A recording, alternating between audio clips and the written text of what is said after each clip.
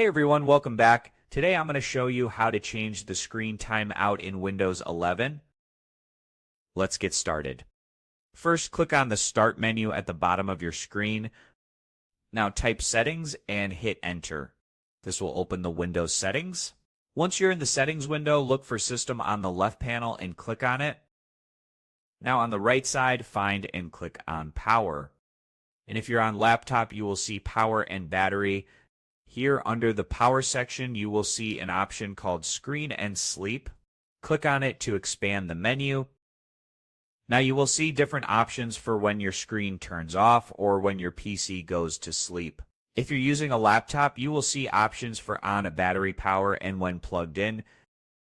To change the screen timeout, simply click on the drop-down menu next to Turn off my screen after.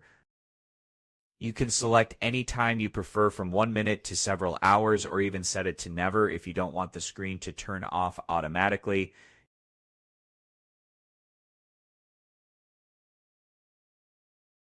For the sleep settings, you can adjust the time from the drop-down menu.